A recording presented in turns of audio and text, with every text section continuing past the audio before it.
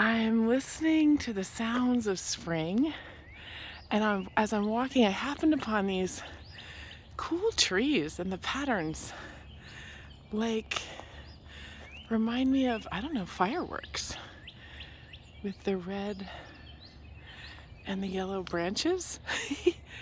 I love to look at patterns in nature, and these were fascinating. So I was taking a moment to share.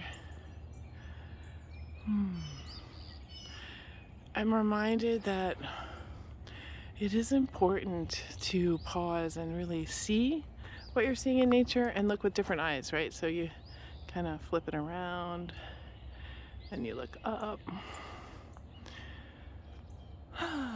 Lines, fun lines of all colors. Then we zoom out and we see the bigger picture.